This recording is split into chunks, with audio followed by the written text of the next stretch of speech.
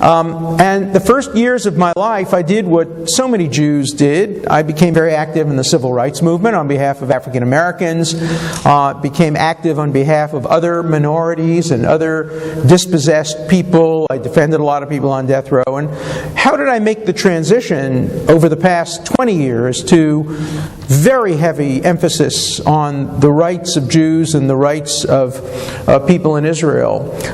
It came about in the early 1970s when I was a civil rights lawyer and defending a lot of people on the left.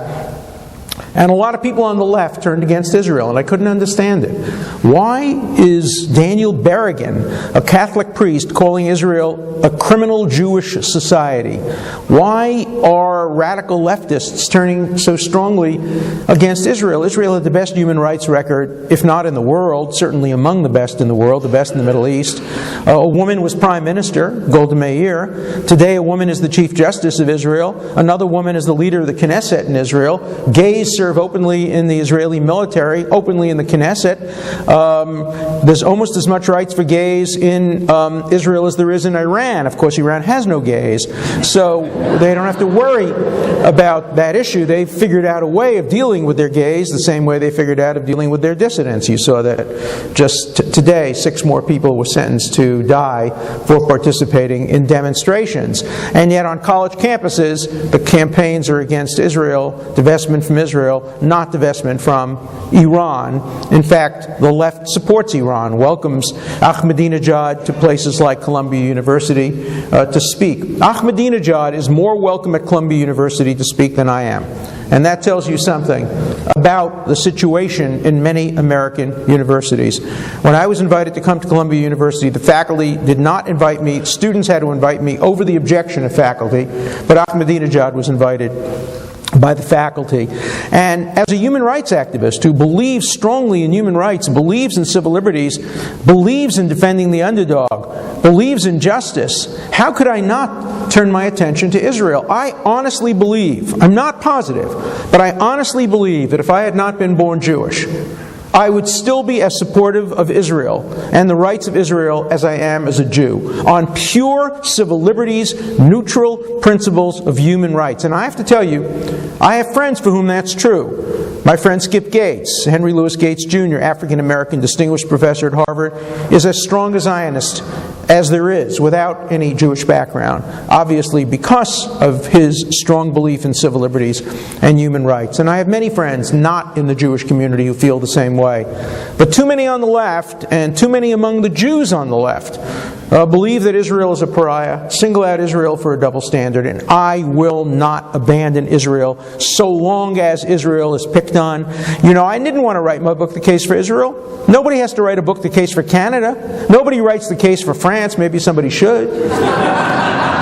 Why did I have to write the case for Israel? Because Israel is so vilified and so demonized and so discredited and so delegitimated in the court of public opinion. And so I felt it necessary. The other reason is because Jews didn't stand up strongly enough for Jewish values in Israel. First popular book I wrote about Judaism, my son edited it, and he wrote the first sentence. My son is here tonight. And it starts with the words, American Jews don't have enough chutzpah. And people said, what are you talking about? American Jews have chutzpah written all over them. He was right. American Jews don't have enough chutzpah. When Jonathan Pollard was arrested, Jews were refusing to stand up for him. Oh my God, he's a shanda. He's an embarrassment to the Jewish community. When problems occur in Israel, Jews are terrified about standing up for their own rights. Well, I'm not a Jew who gets terrified easily, and I'm going to continue to stand up for the rights of Jews and for the rights of Israel as long as they're engendered and as long as Israel is right. I'm not going to defend Israel's policies that I disagree with. And I think it's perfectly okay for a Jewish supporter of Israel, for an American Jew, for an Israeli Jew, to be critical of certain Israeli policies. I'll give you an example. When my daughter and my wife went to Israel with me some years ago, and my daughter and my wife joined the Women of the Wall, they wanted to pray at the Kotel on Rosh Chodesh and read from the Torah. They were prepared to do it in the women's section, but they wanted to read. And a few Haredi Jews said, no, you can't listen to Kol Isha, the voice of a woman. And they threw chairs at my wife and daughter. And I went to court. on behalf of Reform Jews and conservative Jews who were discriminated against in Israel, and we brought legal action. I was critical of Israel's policies. I'm critical of some of Israel's policies in terms of civilian settlements. That doesn't mean you can't be critical and at the same time support Israel in the strongest way. I'll just end this question with one brief point. I like to make the 80% case for Israel, not the 100% case for Israel. The case for Israel that there is a broad consensus within the Jewish community, within the Israeli community. And to illustrate it, when I wrote a book called The Case for Peace, I got two people to give me blurbs on the back cover. One of them was Ariel Sharon, the lion of the right, and the other was Amos Oz, the peacenik of the left. And they both agreed, they agree on nothing. But they agreed on the case I made for peace because I didn't get into the settlements. I didn't get into the divisive issues. What I don't like about J Street, I don't mind some of its positions. What I don't like about J Street is it's always emphasizing what divides Jews and what divides Israel, and it never talks about what unites us. It never talks about our common support. And if it would only change its tone, I wish J Street would join AIPAC and become a lobby on the left for what its views are. But it should bring together the values of the Jewish community. So I'm going to continue to support both civil liberties, civil rights, gay rights, women's rights, environmental rights. I'm going to always defend Israel from my liberal perspective. I'm a liberal Democrat. I supported Hillary Rodham Clinton. I supported Barack Obama. We'll talk about whether I still support them after what happened this week. But I'm going to always support Israel from a progressive, kind of centrist left point of view. And I urge others to support Israel from a centrist right or a conservative point of view. Israel should never be a wedge issue.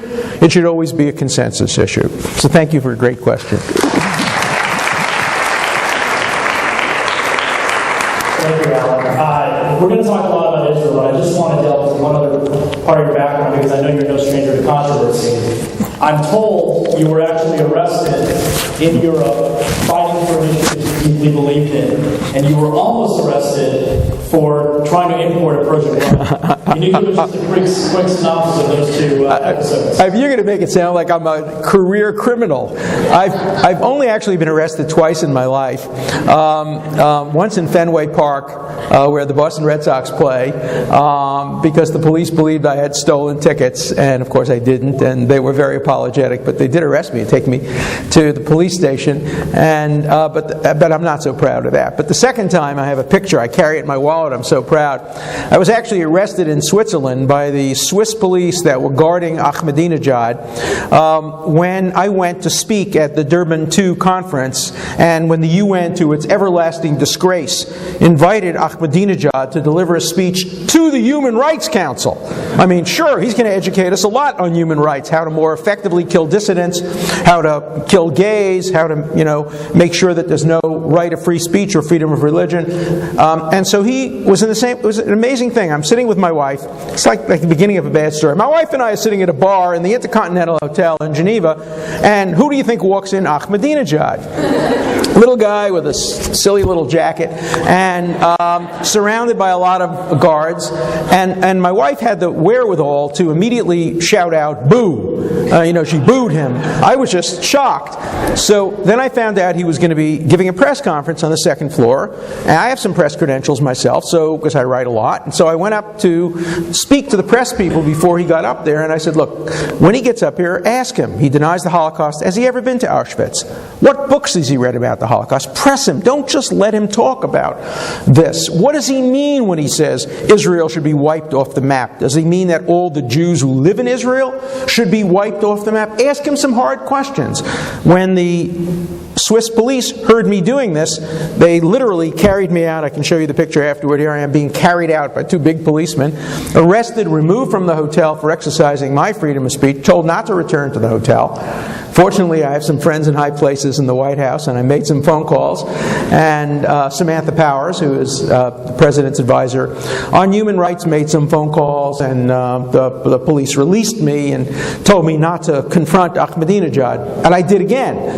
When he spoke at the UN, I managed to get myself into the speech, and as soon as he denied the Holocaust, I stood up and started walking out publicly, and a bunch of other delegates walked out publicly as well. Most of the European countries walked out. So this is an arrest I'm very proud of. The other story is perhaps as interesting to you. So I was in an auction in Israel at Sotheby's, and the person from the auction said, I know you'll be interested in this. I'm a collector of Judaica. And she showed me this magnificent Persian Jewish prayer rug. As you know, Muslims have prayer rugs that they put on the floor and pray. But Persian Jews, historically, for many, many centuries, have had rugs that they hang on the wall and that have a picture of the kotel, and surrounding it, pictures of the biblical characters, Abraham and Yaakov and Moshe and others, and also the Ten Commandments. And it was just a beautiful rug done in 1856. The name, the person who weaved it was on there, the date, and I bought it. And I had it sent to my house, and instead of the rug coming to my house, the federal government came to my house and said, you have committed a crime. You have tried to import something in violation of the anti-Khomeini, anti-Iranian boycott. And I said, no, I did my homework. This rug was never in Iran. I have the papers to show it was sent to Palestine from Persia in 1922. Iran wasn't established until 1932. So this was never in Iran. They said, no, Iran is Persia, Persia is Iran. So I went to the shelf of my house and I took out a copy of the Bible and I turned to Megillat Esther, the book of Esther, and I read to them that Persia extends Mehodu Viad Kush, from Ethiopia to India. And by pointing to the Bible, I got to win my case, and I got to keep my rug. So my yeshiva education served me well, at least in some respects, as a lawyer getting to keep my rug. And that rug now proudly hangs in the middle of my living room. It's one of the most beautiful rugs you can imagine. And the part about the kotel, which is about as high as your hand would be, is all rubbed out. The rest of the rug is pristine, but the part about the kotel is all rubbed out. Why? Because for 150 years, everybody who passed that touched the kotel and kissed it. And that was the tradition. And so it's beautifully rubbed out, and I love the rubbing out part as much because it represents thousands of Persian Jews who touched that rug and showed their love for Jerusalem and their love for Israel. Thank you, Alan. We're going to jump into Israel now, but I want to throw out one challenge to you because there's a member of our audience here tonight who was a student of yours back in 1972. And I'm going to challenge you to, over the course of the night, to identify him from a few hundred guests we have here. This will show you the strength of eyewitness testimony if I can do this, right? So, jumping into Israel, Alan, Vice President Biden stated last week that the cornerstone of the relationship with Israel is absolute, total, unvarnished commitment to Israel's security. Michael Oren came out a few days ago and he said that U.S.-Israel relations are at their worst since 1975. Should we be worried about the U.S.-Israel relationship and what's really going on behind the scenes? We should not worry about the United States-Israel relationship. We should worry about the Obama administration-Israel relationship.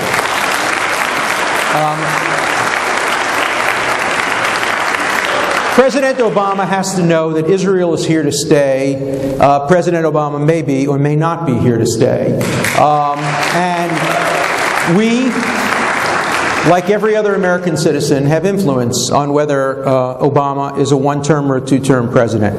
There is no problem with the United States' relationship with Israel. American Congress supports Israel. The American people support Israel overwhelmingly.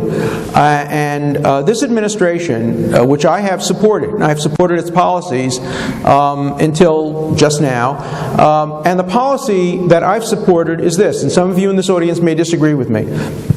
I've always believed the policy was very simple and right, and that the Obama administration has sent a very careful message to Israel. We will support you on your security issues. We will support you on your war in Gaza. After all, the United States rejected the Goldstone report, supported Israel's right to attack Gaza after 8,000 rockets. We will support you on Lebanon.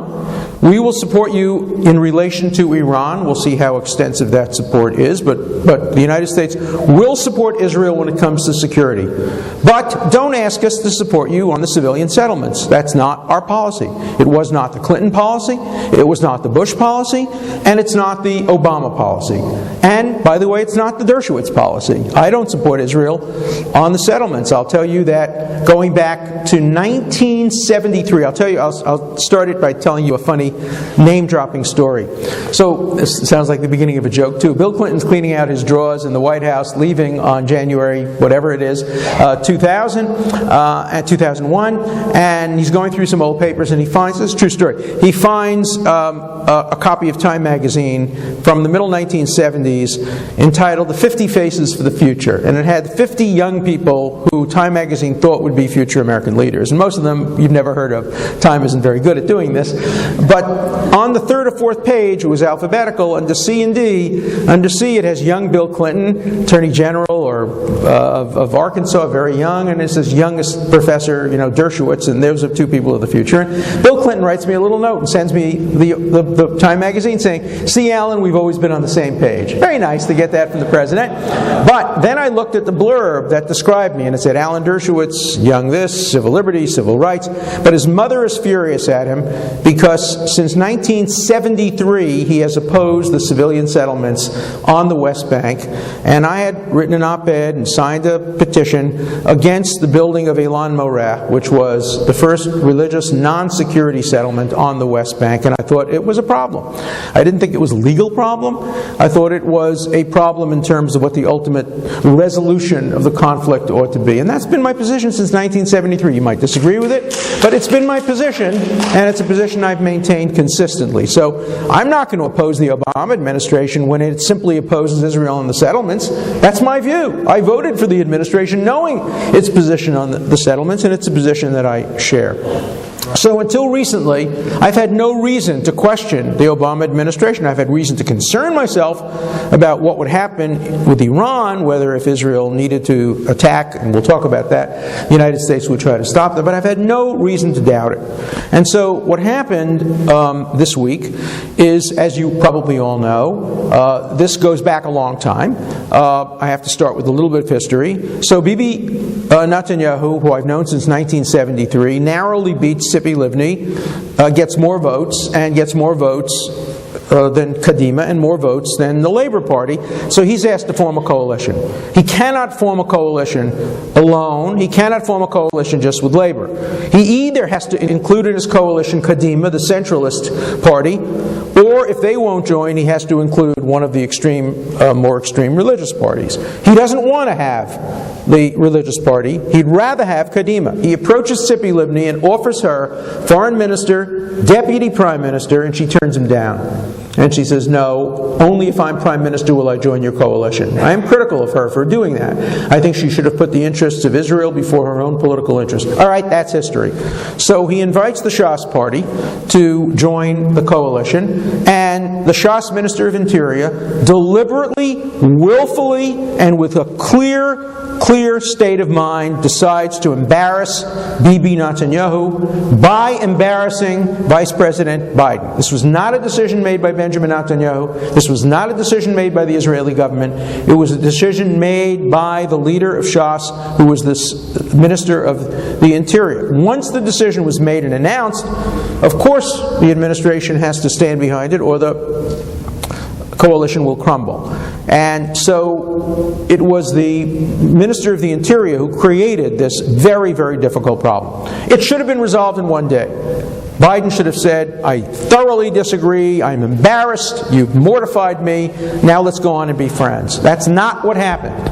What happened is, after he made that statement, and after Netanyahu apologized, and after Netanyahu explained it, Obama told Hillary Clinton, you must call Netanyahu, and you have to not only talk to him and rank him over the coals for 45 minutes, but I want your spokesman to tell the world that you did that. I want you to embarrass him. And he did that, and then Obama sent out his Axelrod and others on Sunday morning shows to continue it. Then they sent out Petraeus to tell the American people a lie, a deliberate deliberate lie. General Petraeus has basically said to the American people that if Israel builds houses in East Jerusalem, American soldiers will die in Iraq. That is a categorical lie. That is worse than the lie over weapons of mass destruction. And when an American member of the military lies to the American public, there is something very wrong with that. And I challenge General Petraeus to back up that statement. There is no relationship between what Israel does in the settlements and how American soldiers fare in Iraq or Afghanistan. Think of the implications of that. If that were true, it would mean that all of Israel's policies would have to be determined by whether the Arabs in Iraq or the Arabs in Afghanistan like us. I mean, the implication of that is Israel should do nothing. Israel should just disappear. Because if Israel continues to exist, it may mean that American soldiers will lose their lives. It's a terrible argument. It's a false argument. And it's an argument which ultimately is destructive of the peace process. And so I think this administration has made a terrible mistake. This administration has set back the peace process. They've made it much harder to make peace than it would have been. Israelis today hold the Obama administration in the lowest respect of any administration in modern history. You cannot make peace with a democracy, and that's Israel, unless the democracy has faith in those who are trying to participate in the peace process. And not only did Obama lose his own credibility, which was very low already, but he forced Hillary Clinton to lose much of her credibility as well. She regained some of that today when she made statements that were a little bit more nuanced. But this is a terrible, terrible mistake for the United States, for the peace process. The only winners have been the Palestinians, who now have more and more excuses to move away from the peace process. The big loser is the peace process. The second big loser is the Obama administration. And the third big loser is Israel. And what we don't want is a conflict between the United States and Israel. I don't see that happening. Although Petraeus is trying to create that conflict because he's turning to American people and telling them your soldiers, your boys, your girls in Iraq are being put in danger by Israel. That is a terrible thing to say and a wrong thing to say. And I'm holding my views in abeyance, but I have to tell you now, I am uncertain about where my support will go in the future, and it very much depends on how the United States handles this issue. This issue doesn't only involve Israel. This issue involves American credibility with its allies. An American president or vice president can't say on Monday, we have an unshakable commitment to your security, and then unshakable, and then on Thursday saying there's a crisis about American-Israeli relations. If it's unshakable, then a disagreement can't be resolved by threatening to withdraw this kind of support. And that's precisely what this administration is threatening to do. And what it seems to be doing is crossing over between security issues and settlement issues. So I'm very concerned about the relationship between the Obama administration and Israel. I'm far less concerned about the relationship between the United States and Israel. And the thing about a democracy is an administration only represents the democracy as long as it has the support of the voters in the democracy. And that, in a democracy, is always up for grabs. And let everybody remember that.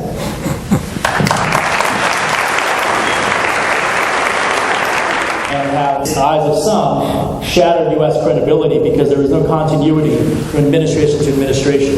Can you talk a little bit about this evolution of U.S. thinking from Bush to Obama, and whether our credibility is being diminished because of this change? I'm not sure I see the great difference that you do.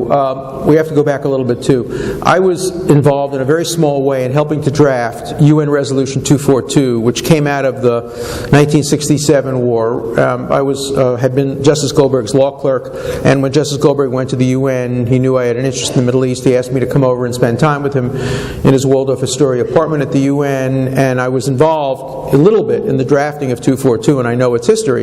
And 242 says Israel should return territories, not the territories, not all the territories, but territories, in exchange for full recognition and full peace from the Arab countries. Number one, Israel has not gotten full recognition and full peace from the Arab countries, so it owes nothing under 242. Second, even if it did get recognition, it is not obliged to return all the territories. It doesn't have to go back to what Abba Eban called the Auschwitz lines, or what Arthur Goldberg and Lord Carrington said were indefensible lines. And everybody knows that, and that's why Israel has built on Ma'ale Adumim, why the Etzion bloc, which was always a Jewish bloc, will remain in Israeli hands, and why the section of East Jerusalem in which all this fuss is about will remain Jewish. And the question is not whether Israel will be forced to go back to the 67 lines. No American administration, not this one, not Hillary Clinton, not Barack Obama, believes that. The question is whether, when Israel annexes, as part of the final resolution, when it annexes some of the land, whether it has to give up an equal amount of land in other parts of Israel near the Afula Triangle up in the northern Galilee. And for me, I think the answer to that should be yes. I think that it would be fair for Israel to give some land in that other area which is not related to security. So I don't think there's a big difference between the administration and the previous administration. There's no difference in the lyrics. There is a little difference in the music. And sometimes the difference in the music may make all the difference in the world. And I'm very nervous about the difference in the music. You know, as I said, I can't emphasize this strongly enough. I disagree with what Hillary Clinton said. I disagree a little bit with what Biden said. But I think what the generals are saying is dangerous, false, undemocratic, and really, really very, very bad. And that's where the emphasis should be. This argument that Israel's policies on the West Bank will contribute to the deaths of American soldiers is a disastrous argument for the Israeli relationship with this administration. Thank you. Your father grew up in Tehran. My family's been in Tehran for a long time. You automatically get citizenship, and I don't. There's no law of return for us. Can you walk us through your thoughts on that? Sure. First of all, there is a law of return. The Palestinian Authority has passed a law of return. Every Palestinian will have a right to return to the Palestinian state when a Palestinian state is established. China has a law of return. Germany has a law of return. I think there are 35 countries that have laws of return. Israel has the most right to have a law of return, of course, because Israel was established on the ashes of the Holocaust, largely as the result of the fact that no country in the world, not Cuba, not the United States, not Canada, would accept a Jew. You know, the Canadian Interior Minister infamously said, even one is too many, when asked if he would accept 500 Jewish children. Even one is too many. Of course, a state that is established as a reaction to that kind of horrible racism is going to say, no Jew will ever be turned away from Israel. No Jew will ever be turned away from Israel. The answer I would give to the Palestinians is, your family was born in Tehran, they can't go back to Tehran. 700,000 Jews whose families lived for thousands of years before the birth of the Prophet Muhammad, who lived in Iraq before it was called Iraq, who lived in North Africa before the countries even existed, who contributed significantly to the life of Persia, whose history appears in the Bible. These people have been chased out of their lands. There's been an exchange of population. Approximately 700,000 Palestinians left the Israeli areas, and about 780,000 Jews were forced out of Yemen and Egypt and all these other countries. There have been many exchanges of population. After the Second World War, the Sudeten Germans had to leave the Czechoslovakia. After the peace and the division of India into Pakistan and Kashmir, millions of people had to leave and couldn't go back to their homes. In Cyprus, the same thing happened. Why are you the only refugee group in the world that hasn't settled your refugees? Why are you the only ones who have camps? Yeah, the Palestinians have a grievance against the Jordanians, against the Kuwaitis, against the Egyptians, against the Saudis, against all the Arab countries that have exploited them. The one country they don't have a grievance against is Israel, and the proof of that is, look at the Palestinians who live in Israel today. A million Arabs live in Israel. A recent poll asked them, would you like to emigrate to a Palestinian state? 92% said no. No, we'd much prefer to live in Israel, where there's freedom of speech and freedom of religion, where they don't ask you whether you're a Sunni or a Shia. And they don't ask you whether or not you practice your religion in this way or that way. And they don't prevent you from getting a haircut from a man if you're a woman. They don't prevent you from driving if you're a woman. And they don't prevent you from living if you're gay. And so you can understand why the Israeli Arabs have a higher per capita income, longer lifespan, better health care than Arabs anywhere else in the Middle East. And so that's what I would tell my friend from Palestine. And I've told that to my friends from Palestine. I work very closely with Palestinian students at Harvard. When Yasser Arafat died, and a terribly untimely death, if he had only died 5 years earlier, we might have had peace. Because he wouldn't have been there when Jimmy Carter advised him to turn down Camp David and Taba. But when he died, many years too late, the Palestinian students wanted to put up a Palestinian flag. And Harvard foolishly said, no, you can't put up a flag because Palestine is not a member of the UN and the only flags of member nations. Who do you think they came to represent them as their lawyer? Me! And I said, of course I'll represent you. I think you have a right of free speech, but you have to understand, I will support your right to put up a Palestinian flag to commemorate Yasser Arafat, but when you do, I will leaflet the event and tell everybody what a terrible man Yasser Arafat was. And they agreed, and it happened, and it was a wonderful day for free speech. Their flag went up, I'm leafleting, we're arguing. That's Harvard.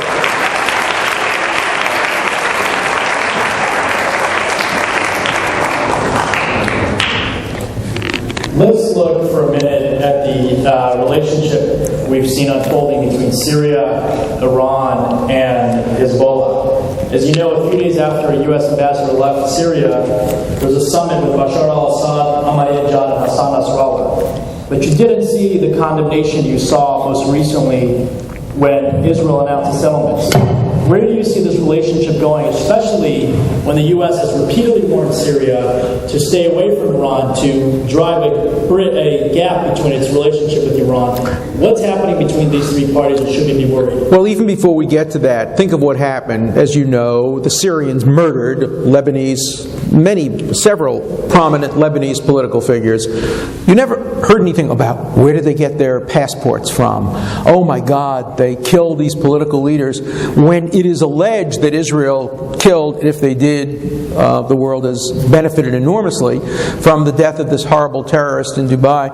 All the world could think about is, oh my God, they used false passports, as if no intelligence agency has ever used a false passport before. I mean, it reminds me of the scene in Casablanca, when the policeman says, there's gambling in Rick's? I can't believe it. And then the guy comes and gives him his winnings. The Australians, the British complaining about the possibility that Mossad may have done justice to this horrible killer when nobody cares about what happened in Lebanon.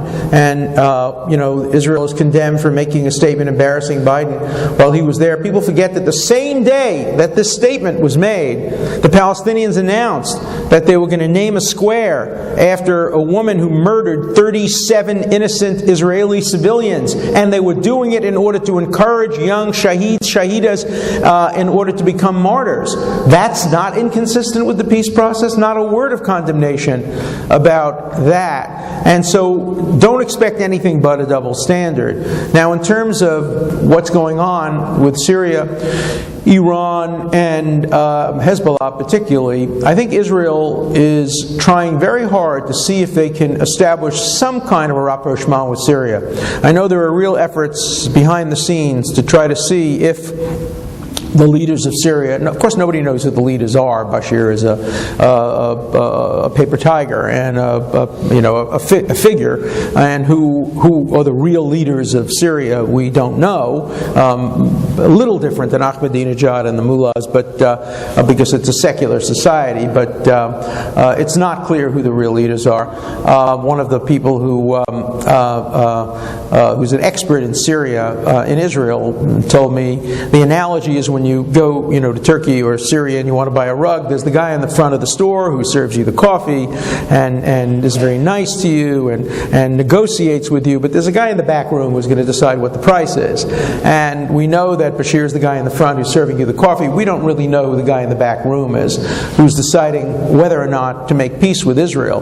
But the goal is, if Israel can't make peace immediately with the Palestinians, to try to break up this axis and to try to make some kind of a cold peace with Syria in order to sever the relationship, which is now a terrible, terrible triangle when you think about the triangle. And it's a terrible triangle because it includes both Sunnis and Shias, starting with Iran and then going to some sections of Iraq and then going up to Syria and then going to Lebanon and then skipping down to the Gaza. It's a terrible semicircle of terrorism directed not only against Israel but against the United States. And it has to be broken up. And I think if Israel were to make genuine peace overture, it can't go into negotiations with preconditions. And Bashir has said what he wants is a precondition that Israel will give back all of the Golan. That's not the way you negotiate. You go and sit down and decide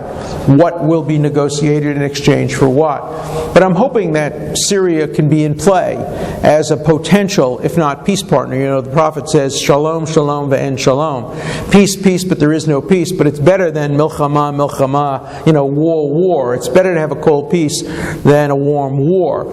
And so the potential for some degree of rapprochement with Syria, which part of whose leaders would like to become part of the Western community, is important. One thing that Netanyahu is doing brilliantly, there are some things that I have some questions about, but one thing he's doing brilliantly is he's helping to build up the West Bank as a model economic structure.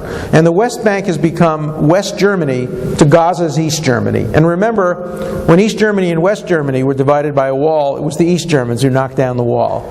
And his hope is that the people of Gaza will see how well off the people of the West Bank are. Maybe the people of Syria will see that. Maybe the people of Lebanon will see that there is a real peace dividend.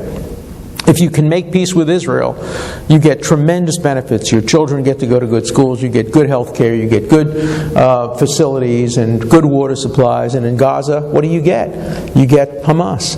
And we'll see if that can bring about any change in the attitudes of not only Palestinians, but people to the north and also to the east of Israel. Is America on the run with respect to Iran, or is there still some hope that there can be some kind of grand bargain? No, there's no hope. I think, and the blame goes widely around. The blame starts squarely in the last 2 years of the Bush administration. What historians haven't really focused on enough is what happened in the last 2 years of the Bush administration. In the first 6 years of the Bush administration, Cheney and the Office of the Vice President was determining foreign policy. In the last 2 years, President Bush saw that this was not going to leave him a legacy, and he basically demoted Cheney. It was after Scooter Libby got in trouble, and he gave foreign policy over to Gates and Condoleezza Rice. At that point, the Israelis were told you could not bomb Iran. The light has turned from green to yellow to red. And not only that, but the Bush administration issued the National Intelligence Assessment Report, which was a blatant lie, a knowing lie. It said that Iran had stopped developing nuclear weapons, and they issued it 2 weeks after their satellites had picked up photographs of a nuclear lab outside of Qum, which could only be used for the development of weapons. They knew that at the time they issued the report. They knowingly lied to the American public.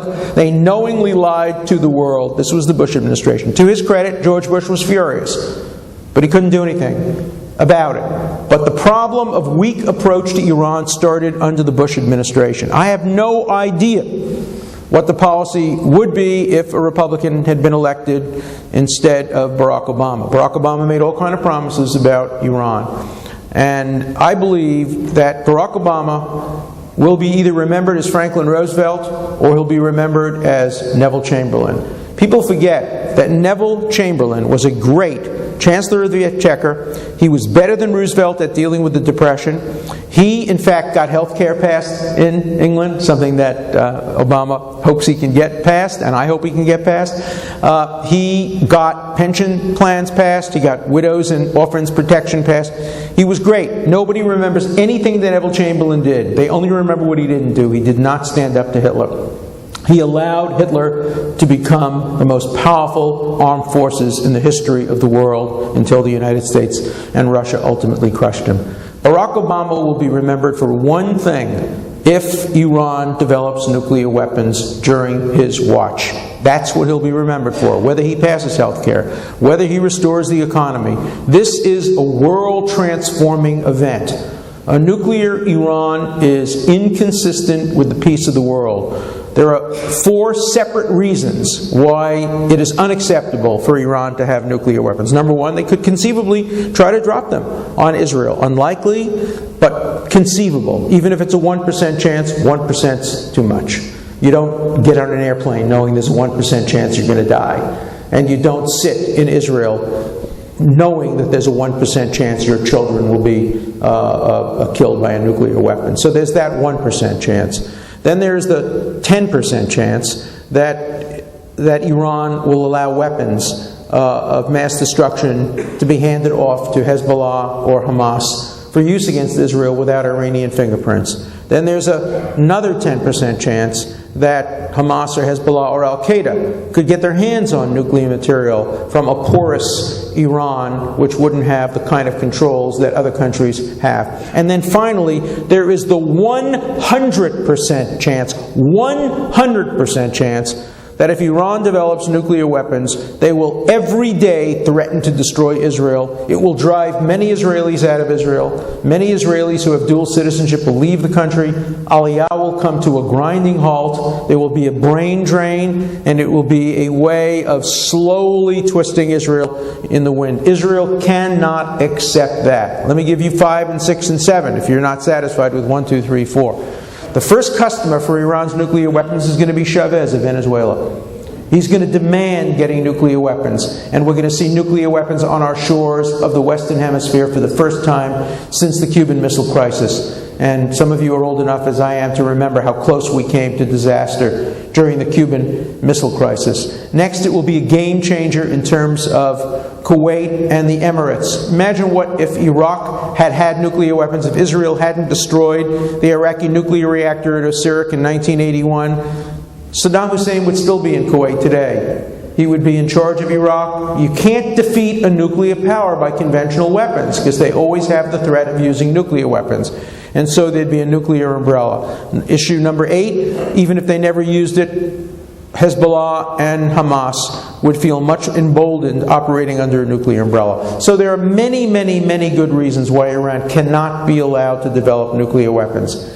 Now ask me to make a prediction. If I were betting widows' and orphans' money, or if I were investing in the stock market cautiously and I had to make a guess, my prediction is that Iran will in fact develop nuclear weapons. That the United States will not stop it, that Israel may try to but doesn't have the military capacity to do anything more than set it back for a couple of years, that the United States will put pressure on Israel, and that the American policy will change over the next few years to move toward a policy of containment.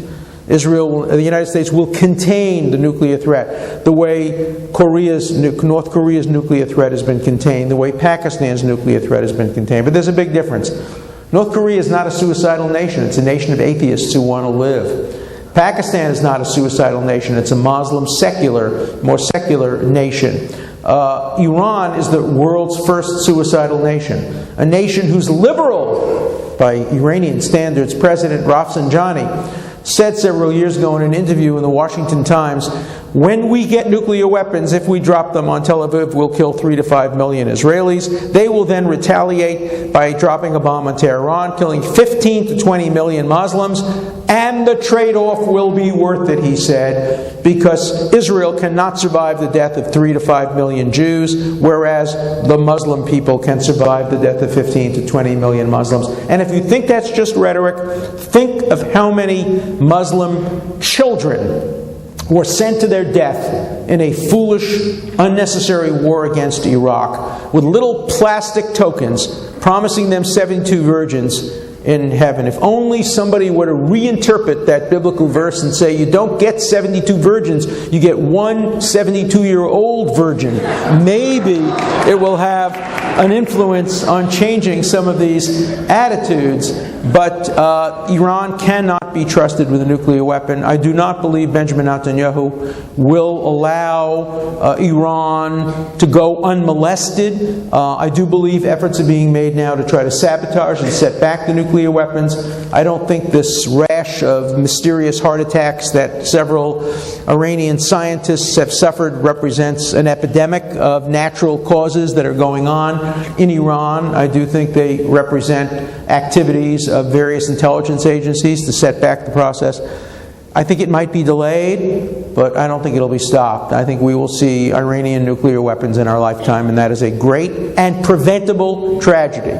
And the blame goes all around. I think one of the reasons Iran will get nuclear weapons is because we fought the wrong war. And by the way, General Sharon told George W. Bush, don't invade and don't occupy Iraq. Keep your eye on the ball. Iran is the enemy.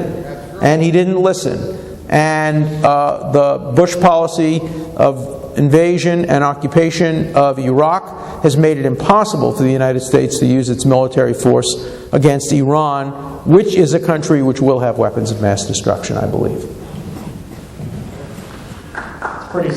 Whereas France, you hear Sarkozy as one of the most outspoken critics of the Iranian regime. But why is it only on the shoulders of the U.S. and Israel? After the bombings in Spain and Mumbai and the UK, why haven't other countries woken up to the Iranian threat? And if they have, is there any hope they will rush to our aid and in some way help destabilize the Iranian regime? Well, I think there is a lot of support for tough policies. By the way, one country that's emerged as one of Israel's best friends recently has been Canada. And the current Prime Minister of Canada, who's a great friend of Israel. But who would have imagined 100 years ago that Israel's best friends in the world are Poland, Czechoslovakia, and its worst enemies in the world are Norway, Sweden, Denmark, Holland.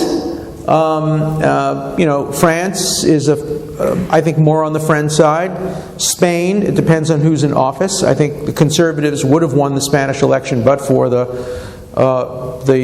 terrorist attack in the train station, and now the Socialists are in power and they're not friends with Israel. Italy is a great friend of Israel's.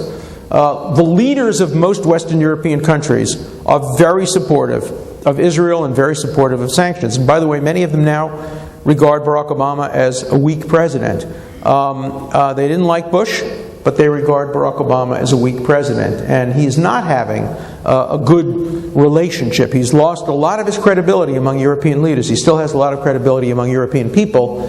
And so the leaders haven't been able to really come out as forcefully against him as many of them believe. This has not been a successful first year for Barack Obama, and it's disappointing to me. I knew him as a student. I thought very well of him.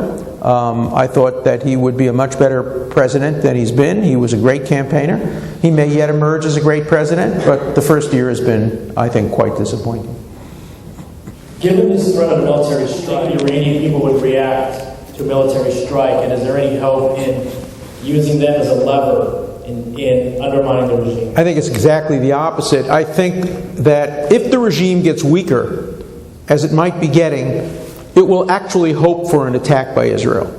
An attack by Israel, which wouldn't be a complete attack, and it would be a moderate attack, would help strengthen the administration. The one thing that you people probably have friends in Iran and are more in close contact, but I've seen polls, whatever polls you can believe from Iran, but some independent polls suggesting that the vast majority of Iranians, even those who don't support the administration, do support Iran's ability to get nuclear weapons as a matter of national pride. And I think were Israel to attack, particularly Israel attack alone, it would only strengthen the regime. There are no simple solutions. We're talking about worse, worser, worsest, and totally destructive of world peace. So, I'm used to that. I'm a criminal lawyer, and most of my cases, the options I have are worse, worser, worsest than the death penalty. And I think what we're facing in Iran, there are no good solutions. There are only bad ones, but there are ones that are much worse than others. And what is needed now in the world is great leadership. Great leadership in Israel, great leadership in the United States, great leadership in the Western world, great leadership at the UN. Talk about oxymorons. So far, we've not seen anything close to that. And this is a time that really tries the souls of men and women, and I hope we have the leaders in place who are capable of making these very, very difficult judgment calls. Last question on Iran before we move on to it. What about the leadership Obama has shown, or lack thereof, in terms of supporting the Iranian people? We were worried that we would be called meddlers, and what happened is he let the protesters protest. Some suffered, some died. And yet, for the most part, Obama and the U.S. administration was silent. He came out later and spoke in favor, but not as fervently as we would have hoped. What's happening there? Well, I think it was disappointing. I think that by the way, most American administrations have done that in terms of most freedom and dissident movements. It happened in China, it happened in Russia, it happened in Chechnya, it's happened. Americans, although we talk a good game of human rights, we don't generally stand behind our promises. This is not surprising. Look at Cuba, of course.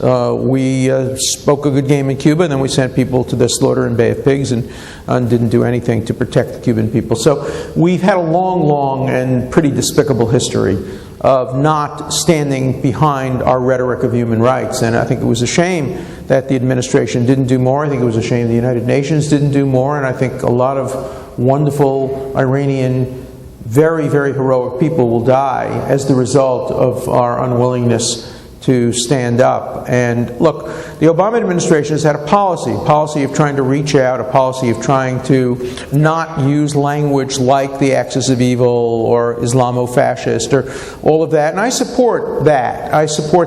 I had hoped that the Obama administration's policy would have been, the metaphor for it would have been the way the United States government dealt with the Somali pirates. Remember, they took American prisoners, and we talked, we negotiated, we took them at face value, we were very serious, and then when they looked like they were about to kill Americans, we shot them in the head and killed them. And to me, that's the metaphor. You talk, you negotiate, you reach out, you try every alternative short of deadly force. But if it's you versus them, and if it's our people in harm's way, and if it's democracy versus tyranny, you do whatever you have to do to protect innocent victims of tyranny against. What I'm seeing is the language, but not the action. It's an early time in the administration, but few administrations have been tested. My hope, my optimism, I'm an optimist by nature, is maybe the Obama administration will get a victory in terms of health care, and maybe that will give them some more courage. Let me tell you my fear.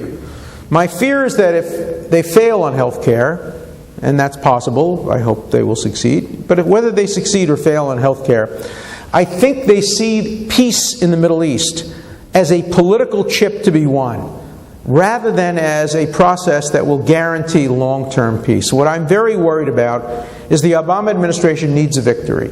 And they think they can pressure Israel into giving them a victory by making a peace in the Middle East which doesn't serve Israel's long-term interest. Now, if it means giving up the settlements, hey, I'm all for that. But if it means sacrificing Israel's security one iota, I'm categorically against that. In the end, Israelis have to make these decisions. Israelis decided in 2000 and 2001 that they would take a chance and risk giving back all of the Gaza, 97% of the West Bank, divided Jerusalem, Palestinian capital in Jerusalem, $35 billion reparation package, and the Israelis supported that. A close vote, but the polls showed the Israelis supported that. The Palestinian people supported that. Yasser Arafat, advised by Jimmy Carter, refused to accept that. We could today be celebrating the 10th anniversary of Palestinian statehood if those two SOBs, Yasser Arafat and Jimmy Carter, hadn't gotten together and decided that it would take too much courage to make a real peace. And he won the Nobel Peace Prize. And he won the Nobel Peace Prize after it was known that he discouraged Arafat from accepting Camp David and Taba. That is a disgrace to the Nobel Committee.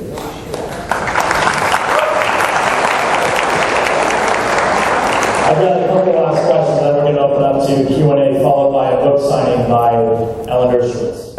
And as you know, Iran has recently sought to seek to be elected to the UN Human Rights Council. Our friend, the Iranian foreign minister, said last June's elections were an exemplary exhibition of democracy and freedom. What's going on here? Why is Israel getting such a bad rap? What is Israel doing wrong? Why is there no more condemnation of countries like Iran? And what should Israel be doing better? Well, what Israel should be doing better is presenting its case more effectively.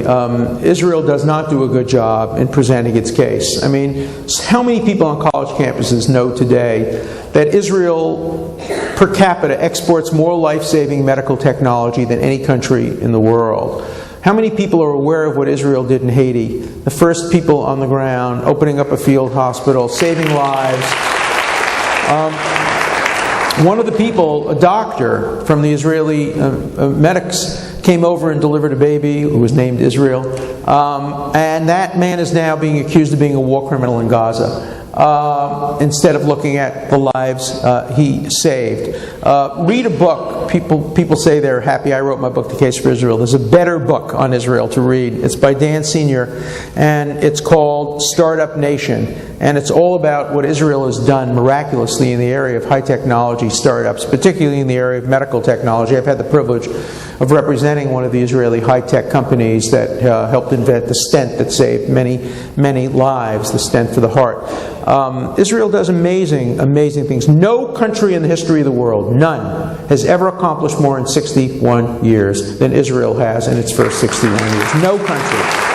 Compare Israel's accomplishments to the United States. The United States, in 61 years after it was established, was a backwater nation. It was a great potential, but a backwater nation. Think of other countries in the world that have come into existence recently. No country has come close to what Israel has accomplished. Israel has the best record of human rights of any country facing comparable threats of terrorism from its neighbors who hide behind civilians. And that you read the Goldstone Report. Read today's New York Times about how many civilians have died in Afghanistan as a result of fire from NATO troops, American troops, British troops. There's no Goldstone Report on Afghanistan. There's no Goldstone Report on Iraq. There was no Goldstone Report on Chechnya. There's no Goldstone Report on Tibet. There's no Goldstone Report on Rwanda. There was no Goldstone Report on Darfur. There's only one Goldstone Report, only about Israel, which made 100,000 phone calls, dropped 1 million leaflets to protect civilians, developed a new technique which cost them a fortune of roof knocking, in which they dropped a non-lethal bomb on the roof to make a knocking noise to warn people to leave so that the house could be destroyed because it was containing weapons and enemy soldiers. As Colonel Kemp, who was the head of our NATO forces in Afghanistan, said, no nation, no army in the history of warfare has ever done more to protect civilians than Israel. And yet Israel is the only country condemned by a Goldstone Report written by a despicable, ambitious man who was prepared to lie through his teeth in order to help his own career. A man who has been at my home for dinner, a man who I sat at the lunch table with many times at the Harvard Law School, Richard Goldstone, a man who uses his Jewishness as the only way he answers. When I wrote a 39-page rebuttal to the Goldstone Report and asked him to debate, he said, I don't have to debate. I'm Jewish. How can I have said anything wrong? I'm Jewish. There was a 550-page report issued yesterday with videotapes, with all the documentation proving the Goldstone Report's a pack of lies. He has one answer, but I'm Jewish. My daughter lives in Jerusalem. I got an honorary doctorate from Hebrew University. I'm Jewish. He puts a hechsher, a certification of kashrut, on an absolutely treif report, and he expects people to respect him for it. And that's Richard Goldstone. And it's been disgraceful that the way he's used his Jewishness as a way of certifying the acceptability of a report that's so packed with lies, and that eventually history will judge him very, very unkindly. But you're right. If you ask college students today, many around the country, they really think Israel is the worst human rights offender.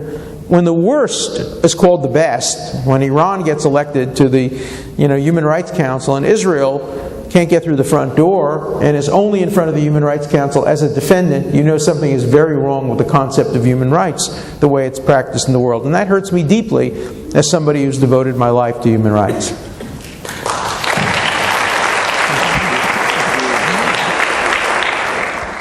I want to address another topic which I know is near and dear to your heart, and that's college campuses. We saw it when Michael Lawrence spoke at UC Irvine, how feckless the administration was, how dozens of Muslim students overtook the conversation. Here was what Michael Lawrence really wanted to say. Despite attempts by the administration to prevent it from happening, more and more students got up and protested. Same thing with Daniel Tom when he spoke at UCLA.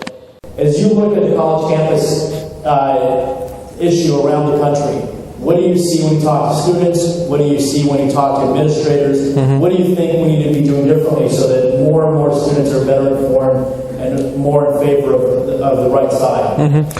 Okay, it's a very good question. Let me give you a little background on Irvine. So I was invited to Irvine a couple of years ago. In fact, I asked to speak there tomorrow, and they couldn't arrange it because I think it's spring break, because I wanted to speak there following Michael Oren. So I spoke there about 2 or 3 years ago, and it was interesting because the audience was clearly divided. There were about 1,000 people. Why do 1,000 people come to hear me speak? Because they think maybe I'll tell them whether OJ did it. So they come to hear me. I don't tell them, but then they have to listen to me on Israel.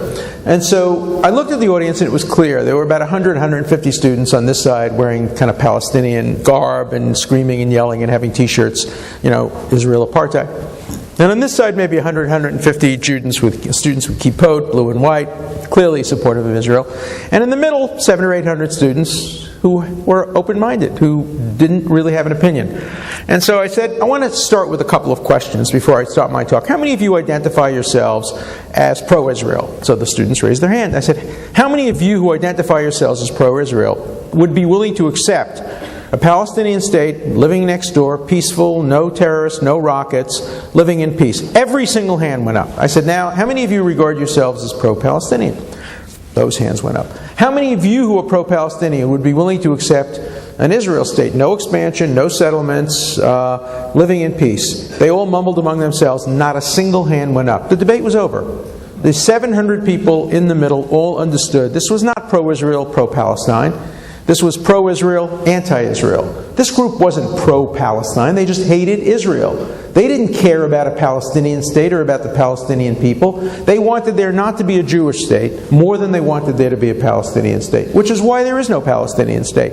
They could have had one in 1937, the Peel Report. They could have had one in 1948, the UN. They could have had one in 1967. They could have had one in 1992. They could have had one in 2000. They could have one today.